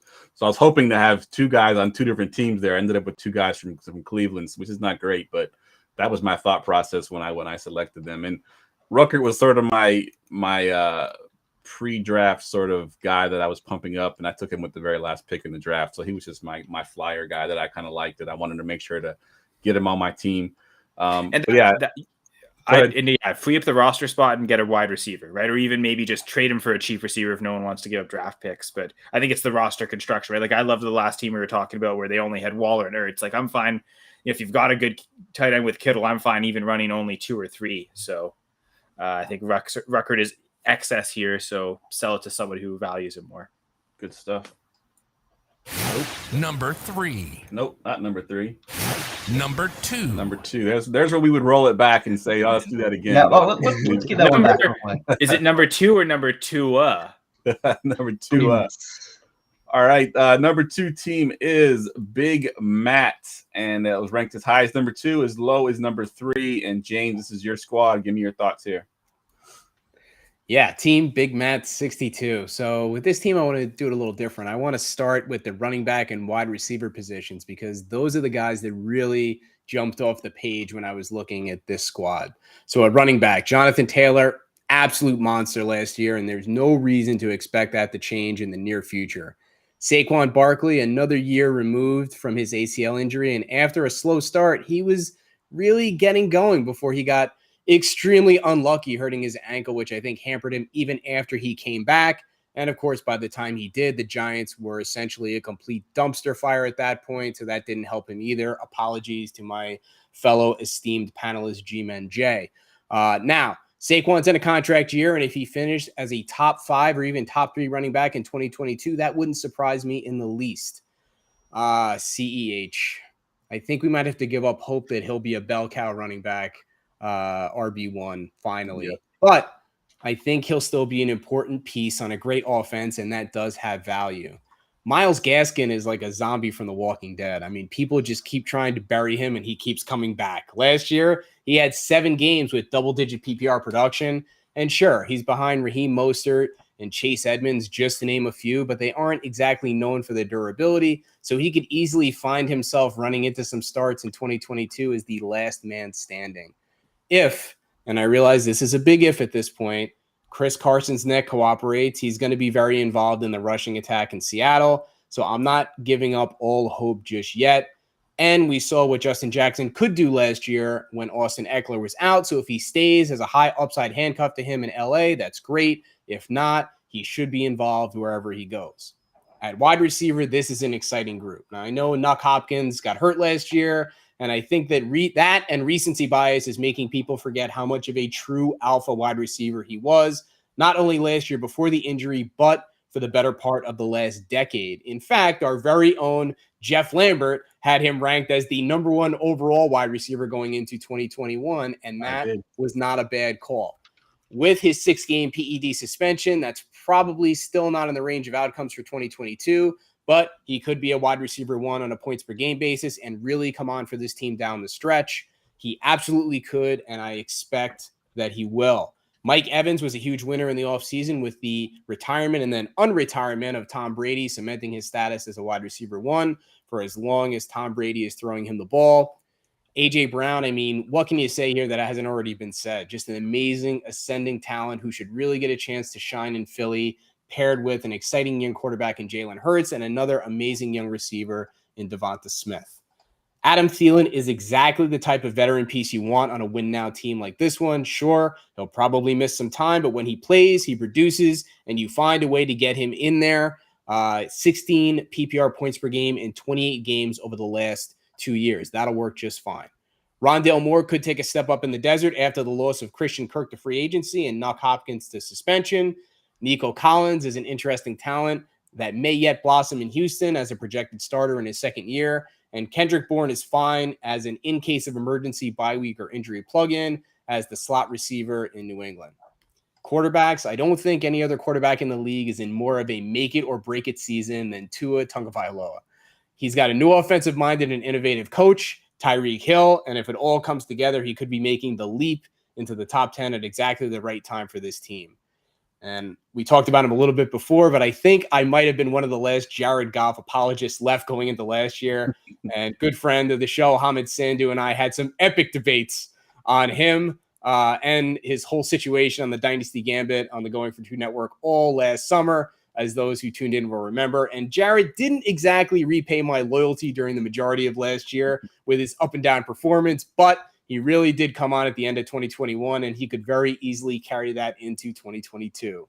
Mack Jones has a nice weekly floor every week and upside for more with the Pats adding a few new weapons in the offseason and the potential return of PPR demigod James White. And last, but maybe not least, Baker Mayfield. It's been a rough 9 months or so for old Baker. He gutted out the shoulder injury in Odell Gate in 2021, and it doesn't help that his initials are BM because that's probably how I would sum up how this offseason has gone for him so far. But with him as your fourth QB, it doesn't hurt to see if he can work his way into a starting job or at least a QB competition before the season starts. He's still only 26, and he could easily end up being the QB2 on this team as early as October. At tight end, well, remember how we were all arguing over who the tight end one in Dynasty was last year? It's Travis Kelce. No. It's George Kittle. No, it's Darren Waller. It's the unicorn, Kyle Pitts. Well, guess what? We were all wrong. It's the guy that's in the starting lineup for this team, Mark Andrews. In a tight end premium league, I don't think you can do better. I like Logan Thomas to back him up and reassert himself as a potential top 12 tight end in 2022 after an injury-shortened 2021. Hunter Henry could also be right there with him at the back end of the tight end one production field, especially on weeks where Jonnu Smith is out. And Tommy Tremble's an interesting young player, and he's in a perfect spot at the end of the bench to see if he can blossom into something with the opportunity to start in Carolina this year. So strengths for this team, top-end talent all over the starting lineup, especially at running back, wide receiver, and tight end. Weaknesses, running back depth, maybe. If CEH continues his slide into obscurity and Chris Carson's neck doesn't allow him to make it back in 2022, but hey, that's why God created fab budgets and the waiver wire, and RB2 and RB3 talent is historically the most replaceable off the wire in season. And if you decide you want to, this team has lots of depth at other positions to make some trades to get the pieces you need to weather the in-season storms and truly put this team over the top. Good. Excellent breakdown there. I don't think there's anything that I wanted to add. You pretty much hit the nail on the head. The quarterbacks do concern me a little bit now that I'm really looking at this team as far as where they're ranked there. I'd be a little bit concerned with that, but there's enough talent here that if I needed to move a piece to get a quarterback, I think I definitely could. All right. We have reached the number one team. Number one. All right. The number one team is, I guess it's pronounced Angs, A-N-G-S, ranked as high as 1, as low as 3. And Doc, this is your team as well. So give me your thoughts here on the number one team. Yeah, I guess it's a football show, but just call me Mariano Rivera because I'm closing him out. So Team Angs, I guess it's better than Team Angst. So we'll go with that. So let's start with quarterback. So maybe the gap has closed a little bit with some of the other top quarterbacks in the league, but I think Pat Mahomes is still the overall number one in the league. Add in Matt Ryan and his new lease on life in Indy, and that works just fine. Jordan Love should have a chance to start soon, and maybe even in 2023 if Aaron Rodgers rides off into the sunset. I hope that doesn't happen, Kyle. I'm not putting it out there into the universe, but it could happen. So if it does, Jordan Love stands to benefit. Malik Willis might take a little longer to develop than the fantasy community would prefer, but he still has all those sexy Konami code quarterback tools at his disposal, and injury or underperformance could get him on the field sooner rather than later. At wide receiver, man, I love this squad. Mr. Triple Crown himself, Cooper Kupp, leads the starting group, and there's the perennial wide receiver one, the cheetah, Tyreek Hill, moving to South Beach and taking all that speed and all those bundles of cash he got from his new contract with him. And Amari Cooper is getting a fresh start in Cleveland, and once he settles in, I think he'll operate as a true number one wide receiver for the retooled Cleveland offense. Moving down the depth chart, I really like Juju Smith-Schuster to silence some of his critics now that he has a chance to play with Mahomes and the Chiefs in Kansas City, and he gives you the nice double-up points potential with Mahomes already at quarterback. Cortland Sutton's stock shoots way up with the arrival of dangerous Russell Wilson in Denver. Tyler Boyd has some really nice standalone value with Cincy, but his value would really spike if Jamar Chase or T. Higgins were to miss any time. And Curtis Samuel and Chase Claypool have nowhere to go but up after disappointing 2021 campaigns, and they make for some nice low-risk depth pieces. At tight end, Travis Kelce, full stop. Okay, let's talk about the 400-pound elephant in the room with him. He's getting older, but he's still a top 2 tight end in the league, and he might not be number 2. So until he shows he can't do it anymore, I say you ride that train. Jonnu Smith lost a lot of time due to injury in 2021 and never really got a chance to show what he could do. If he's healthy, a top 12 finish is definitely in the range of outcomes for him. And Robert Tonyan is a fine depth piece bye-week filler as long as Aaron Rodgers is under center in Green Bay. Running backs. All right. So there's a lot of good things going on. So let's just pack it in, give Team Angs the 2022 title and head home, right? Well, Not so fast. And that's why I saved this group for last, because this is the area where I see some potential cracks in the otherwise impenetrable looking armor that is this lineup. So Cam Akers is a medical marvel, and his talent and now his courage and work ethic are elite without question. But we have to ask the question, can that Achilles hold up to the rigors of a full season? I'm not so sure. On the upside, even if it doesn't, having Darrell Henderson in-house as insurance certainly helps me sleep better at night. A.J. Dillon was a dude when he got the chance to perform, but does Aaron Jones hang around and do his best Melvin Gordon impression and siphon off enough touches to significantly cap A.J. Dillon's output? Twitter darling Eno Benjamin is a nice depth piece, and James Conner has never really been the picture of health, so there's some potential here. J.D. McKissic is the perfect PPR flex, bye-week injury fill-in, no matter what else is happening at running back in D.C., and then Kevin Harris in New England and Zaquandre White in Miami, well, we'll see. So there's a lot to like here. I mean, hey, this team was ranked number 1 for a reason, right? Top-end talent all over the roster. Some really nice bounce back and upside plays, too. If there's a couple of things to nitpick, maybe your third quarterback becomes an issue at some point during the year. Maybe at running back, A.J. Dillon isn't quite ready to make the leap. Maybe. And maybe Cam Akers doesn't make it all the way back and finish the year after his devastating Achilles injury. But even if he doesn't, again, I love that Darrell Henderson is here as insurance, and ditto for J.D. McKissic, who always has flex appeal in a PPR league and is a great bye week or injury fill-in. Otherwise, this team has studs all over the roster, young, potentially ascending players, veteran production, and depth. What's not to love? I like that breakdown, and what Breedlove Gaming says in there, I like to. I want to go to you, Cox. I know you always bring up stacks a lot in these PLPs. So he's got Mahomes, Juju, and Kelsey. How do you feel about that stack? Yeah, so Mahomes and Kelsey are two guys you're playing every week regardless, right? So it makes sense to stack them because you're never questioning whether to play them or not. And I guess with Juju would be that guy, right? Like he's the matchup difference making. Is this a game where the Chiefs are going to blow out the other team? They're probably not going to have to throw a lot. Okay, I don't want to play Juju. Oh, this is a game where it could be a big shootout for the Chiefs. They could have to score 50, play Juju. It might just be as simple as that, but you might also end up just playing Juju every week anyway. And having 3 of them, it's weird. This would seem like a better scenario for a best ball league where if either Juju or Kelsey had a bad week, someone else would be in your lineup instead. But to take those guys out of your lineup, if it's a manual, if you're setting your lineup yourself and it's not best ball, then that's where it gets tricky. So I think maybe what Breedlove Gaming's maybe going to imply is there a trade to be made here? Do you try to trade away either Juju or Doc? I know you were saying like ride out Kelsey, but maybe this is the time to do it. Get out the year early. And I think similar to what I was saying with Kyle Pitts, though, if you're going to sell Kelsey, it's very particular types of trades. You're going to want still probably an elite tight end regardless. So, Mark Andrews might be so high in value. But go, I guess ask Jeff if you'd prefer to have Kittle or Kelsey. We can ask him now, but truthfully, I guess Doc, if you're saying like running back's the big issue on this team, I guess, Captain Snowflake, go back to that team again, who has such a great running back room, pivot down from Kelsey to Waller and get a running back added in. I mean, do you double tap the Packers and try and get Aaron Jones and Waller for Kelsey? Maybe that's not the way to kind of make that trade.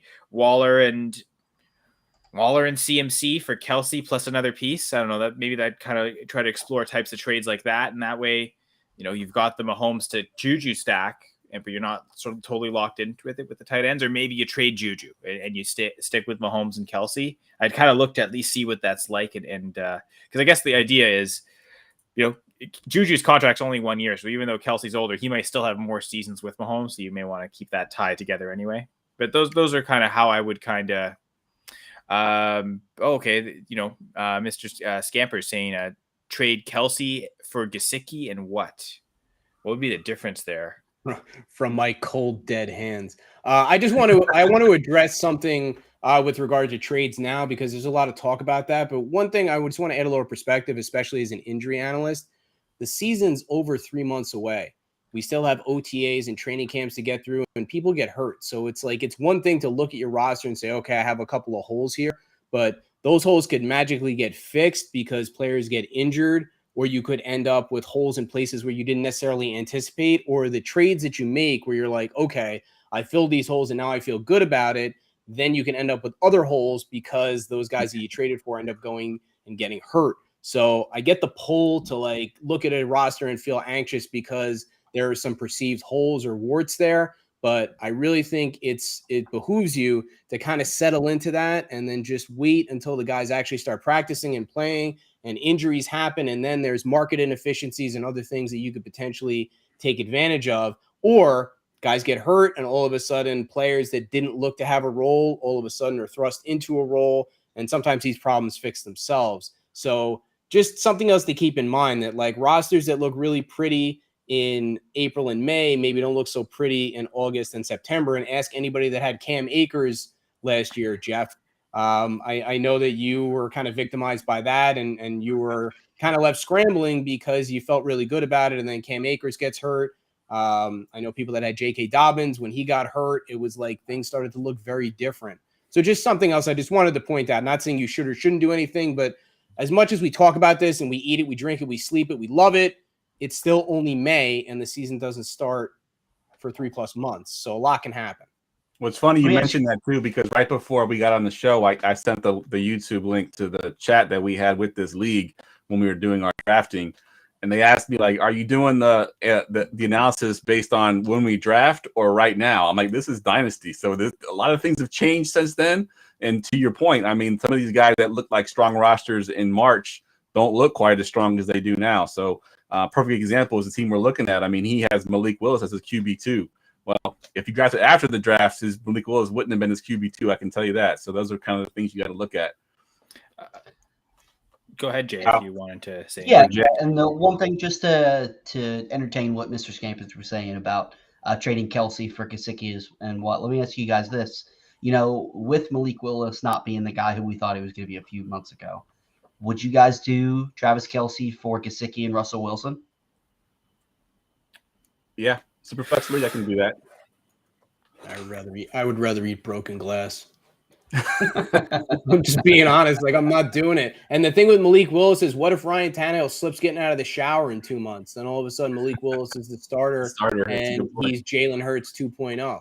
Like, that's in the range of outcomes too. Like, just because his draft capital slipped, like all the quarterbacks draft capital slipped, but if he finds his way onto the field for some reason, you know, he could play just fine. Like, we just don't know at this point because these guys aren't really doing anything. Once they get out there and they start moving around, guys are going to get hurt. Things are going to change. That's all I'm saying. Yeah, good point. Just to answer your question, Jay, I think I like that. Like, if you're going to pivot off Kelsey, like, you know, maybe if you're downgrading a tight end, but you're massively upgrading a quarterback, like that's probably the type of deal you'd think to make it worth it. Right. Yeah. Not just giving away Kelsey, but, you know, it could make sense to upgrade the quarterback room for this team. I agree with you, Doc. If Malik Willis somehow becomes a starter, then this team's set. Like, you don't have to worry about that. Yeah, that's why I'm not doing it right now. Like, talk to me in 2.5 months and I might feel differently about it. But right now, May 15th, like, I'm not doing anything. Like, Kelsey's, you're not getting Kelsey off my roster unless he gets arrested, suspended, or, you know, something else horrible happens to him. Like, he's not coming off my roster with dynamite, a blowtorch, and a crowbar. Like, in 2.5 months, that's a different story. When I can really assess what my roster looks like. Right now, it's, you know, nothing's real until these guys start playing, practicing, and getting hurt. All right, good stuff. All right, guys, ran a little bit long there, but a lot of times we do on these PLPs. It's to be expected. We like to talk about these teams. But real quick, we're going to go around the room. Just tell them one more time where they can follow you at and what you're working on. We'll go to you first, Kyle. Yeah, so I'm on Twitter at Senra Says. As Jeff mentioned earlier, I co-host a couple shows on the Going42 Live network. Press coverage, which will actually be a new episode tomorrow night. So Monday, May 16th at 8 p.m. Eastern. I have John Hogue coming on from the Superflex Super Show. So great conversations. I know John's a great guy, and he and I haven't podcast together in a bit, so it'll be good to just talk together. And I'm really looking forward to it, and hopefully listeners and viewers will as well. Dynasty Gambit is on every 2 Thursdays, so our next episode will be Thursday, May 26th. Usually go live at 8:30 Eastern PM there. And we've got Jeff Bell, former member of Going42, coming back. We're going to talk about Devy leagues, and Jeff's with the Devy Royale, so he knows the topic quite well. And on top of everything I do with Going42, I also co-host a couple of podcasts for Full Press Coverage, Full Press Packers on Twitter at FPC_Packers, and also the Full Press Fantasy Pod on Twitter at FPC_Fantasy Pod. So check all that out, support, subscribe, and really appreciate it. Kyle is the ultimate podcaster. I mean, he podcasts 4 shows he just mentioned there. He's actually filling in based on this podcast here. He filled in last minute for us, so he's always the guy we go to when we need an extra podcaster. So Kyle does a little bit of everything. Thanks for making me look good and people not thinking I was lazy and only did the rankings today. Jay, what you got? You're on mute. Let me roll it back. We'll do that again. Yeah, could you go back about 30 seconds or so? Yeah, I was coughing there and hit mute and forgot to do that. It's been a while. So I'm part of the team over at Front Yard Fantasy, which I wanted to give a shout out to Mr. Scampers in the chat. Mr. Scampers is in our chat every single day, always supporting whatever the Front Yard Fantasy team is doing. So thank you, Mr. Scampers, for being our favorite chat cat. But I am part of the team over at Front Yard Fantasy. I'm not doing any shows currently. My official title is content manager, but I'm basically part of the team that kind of just keeps it all together. I plan the shows. We have a fantasy football game show, which Jeff and Kyle, you have been on. Doc, you have not been on, but we need to change that. We'll get you scheduled. Come on there. We like to blend the fun and fantasy football together, kind of like a Tonight Show meets fantasy football kind of vibe. Every Monday through Friday, 3 p.m. Eastern. We have different guests from around the fantasy community, play some games, talk some fantasy football. Best way to see, we have a lot more going on than that, but the best way to see everything we've got going on, subscribe to our YouTube channel. It's Front Yard Fantasy. I'm going to be having some fantasy outlooks coming out soon, basically short 5 to 10 minute videos, just basically talking about fantasy players' values from a redraft perspective. Good stuff. Yeah, I've been on that show 3 times, and I think the point of your show is to embarrass the guests, because I've been terrible all 3 times that I've been on that show. We don't play horse anymore, but we used to do where the loser had to make a horse noise. And Jeff, you still have the best horse noise that has ever been on the show. So you've got that. I'll be known for something, and you'd be known for that, I guess, right? Yeah, absolutely. Your family will be proud. I want to thank Jay then, because you brought me on to do like tiers of great Canadians. Like that was so easy to do. Like that was not embarrassing at all. So I appreciate it, Jay. Yeah, no problem. I take care of you, Kyle. All right, Doc, what you got? Yeah, so for those of you that want to follow me on Twitter, I'm at TFSDoc. Just want to share some admiration for the other guys on the panel here, rather than plugging a lot of the stuff that I do. Kyle is probably one of the hardest working people in the fantasy community with all the work that he does, not just at Going42, but for his other affiliated things. Jay and the crew over at Front Yard Fantasy, those guys really, we talk about fantasy football being about having fun. Well, those guys are really dialed into that because they have fun, they love what they do, and it shows, and they are truly knowledgeable and entertaining at the same time, which is hard to pull off. So really good stuff, which you should check out. And of course, the big boss man, Jeff, who has his own show on Wednesday nights on the Going42 Network, the Armchair Fantasy Show with Mr. Ryan Searfoss, which is a great show. But he's also the man behind the curtain at Going42, who's pulling the strings on lots of other things behind the scenes that a lot of people don't know about. So definitely deserves some appreciation for all the hard work that he does and putting out a lot of this great content. And as for myself, maybe I'll throw in just a little plug for anybody that wants to read a little bit more about what I do as an injury analyst. This is my book, Injuries Suck, But Your Fantasy Team Doesn't Have to. It's available on Amazon. And I kind of take you through a little bit of the process of how to evaluate injuries and just make yourself better informed and make better, faster decisions when it comes to injury analysis and how to really use it to improve your fantasy outcomes year over year. So if you're interested in that, I encourage you to go check it out. And thank you guys again for having me. I really love doing these PLPs. Check out a PLP if you haven't. I mean, it's so much fun. What do we say? $8.50 a person. I mean, come on. Like, What do you Jeff's get right. these days for under $10 that's going to be this much fun? Nothing legal, I assure you. Just quality and quantity, right? Like Jeff says, we always go over for these. Like Always. You get your I've never money's been worth. on Like one they're that's on time. honestly usually around an hour and a half. Like we rarely can ever get it under that. So just another example here tonight. Absolutely. And we do all kinds of leagues. I mean, we've done Superflex, we've done a Vampire League. We had I think a 20-team Empire League that we did. I mean, any kind of league you do, we'll get all your information, all your scoring settings, screenshot all the teams as you saw. You got to see behind the curtain there. I was trying to share the Sleeper app, but instead I had to share the actual show sheet that we use to do our rankings. So you see kind of how we do it. I send it to these guys. They do their rankings. We can create a consensus, and we have a lot of fun doing it. And, you know, the league we've done it for have been very, very impressed with what we've done. So, again, like $8.50 added to your entry fee. Your entry fee is $50 normally a year. Make it $58.50, and then you can get one of these done. Again, the URL is goingfor2.com/league pod. We do have some that are already signed up for redraft season. So if you want to get redraft season, make sure you get that in early. Last year, unfortunately, we couldn't get to all of them because we ran out of time and the season started. So if you want to get in, please get in early. Other than that, thank these guys for coming on once again. Always a lot of fun hanging out with all three of you guys. Check out Going for Two Live on YouTube. We're putting out tons and tons of content all summer long. Got some great hosts on those shows as well.